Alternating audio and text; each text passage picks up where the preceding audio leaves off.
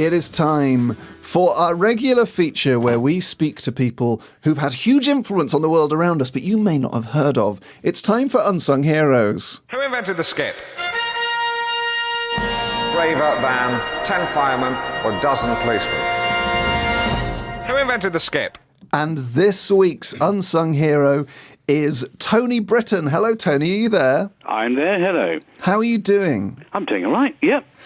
And where are you calling from? I'm calling from Norfolk, just up the road from Swaffham, actually. I must pop in and get a haircut and a sausage roll. Are you really just up the road from Swaffham?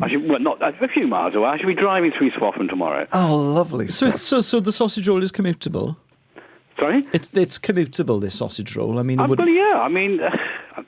say it was a bit of news to me, but there you go. You know, Norfolk's an interesting and strange place. You know. A friend of mine who lives in Norfolk, he often makes a distinction between where he lives and North Norfolk. Yeah. Well, we think in North Norfolk we tend to think of ourselves as a race apart, really. You know. Yeah. So, Tony, you are a composer, a conductor, and a filmmaker, and you've worked on the Rocky Horror Show and Oliver. You conducted music for the film RoboCop. Yeah.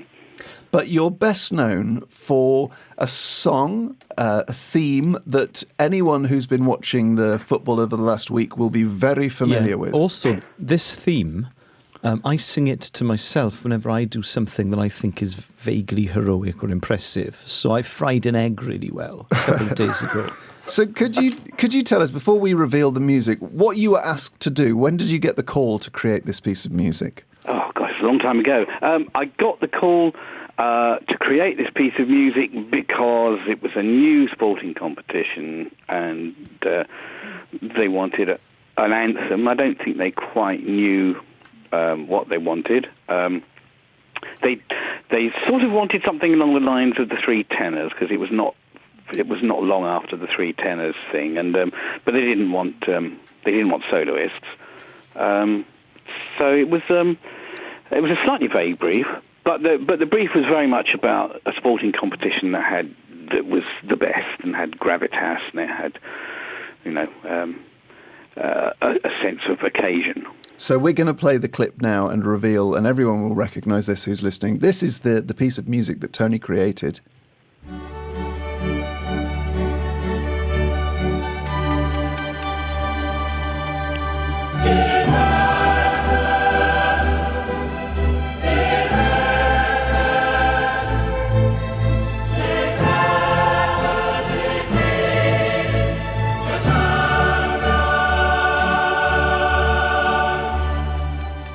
Already hairs on the neck. Yeah. So that's actually, it's sort of an original piece of music, but it's an adaptation of something else, isn't it? Yeah. Basically, this was I can now reveal this was for UEFA and team marketing who run the competition for them now, kind of created it for them really, and they said that they wanted something anthemic, something with a choir, and we just sent them loads of choral stuff.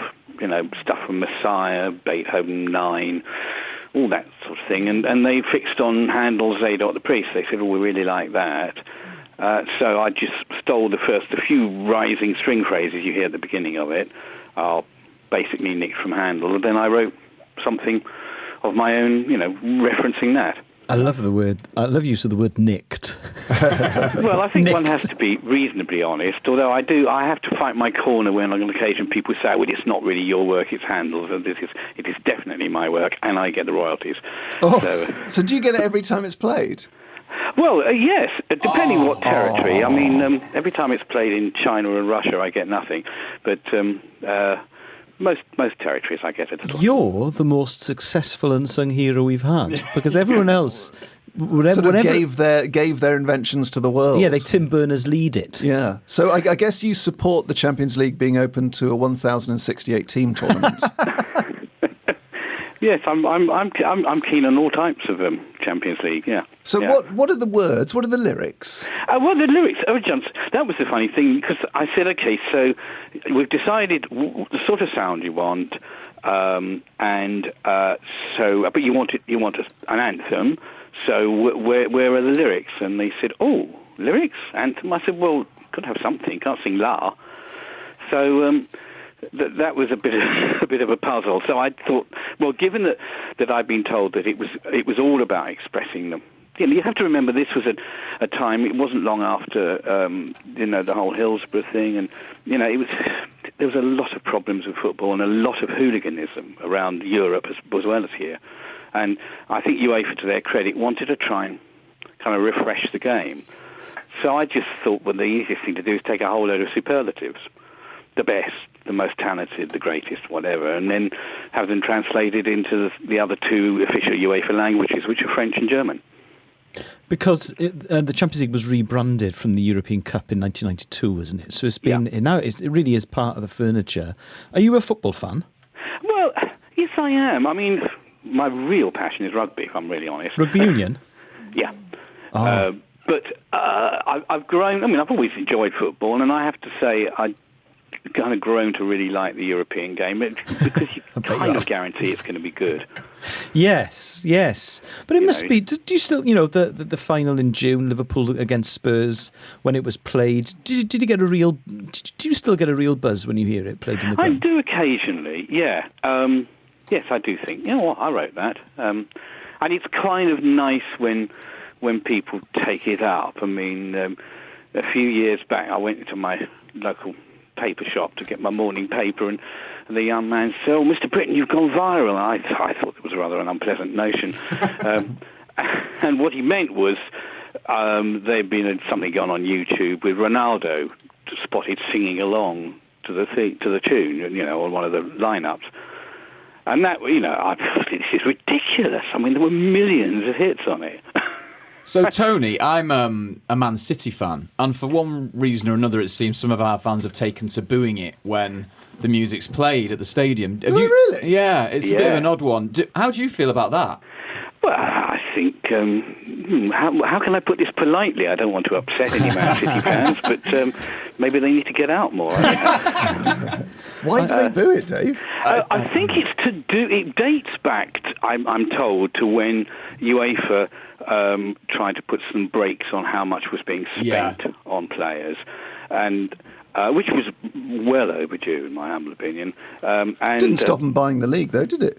Oh, no. Different conversation. I mean, the truth is that there are, it's so big. I think the fans aren't actually booing the anthem; they're just booing UEFA because it's traditional. It's like singing, the cops singing "You'll Never Walk Alone." I mean, it's become a sort of tradition, but I think it's a shame, really. And I think UEFA, they're not perfect, but they do their best. Well, I support Swansea City. Can I just say I would love to hear us have to boo the Champions League anthem. I can't imagine a scenario where that would play out.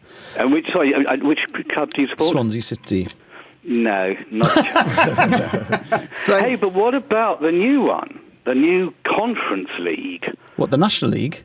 No, this is the Europa Conference League, which I'm told is going to launch for the 21-22 season. Oh. Which is the next. I think it's kind of an acknowledgement that Swansea will never get there. Well, we got to the Europa League because of the big buying power of the big teams. Yeah. But what they're saying is that more teams should be playing European football because they learn more. It's more exciting. It's better for the fans. I mean, this is a big conversation, but Swansea did get to the Europa League after winning the Capital One Cup in 2013, and I went out to Valencia. We beat them 3-0. One of the best 24-hour periods of my life. Thank you, Tony. Well, there you go. So there's hope then. Thank you so much for joining us, Tony. That was Tony Britten, composer of the Champions League theme. Who invented the skip? Braver than 10 firemen or dozen policemen? Who invented the skip? You're listening to Ellis James and John Robbins on BBC Radio 5 Live.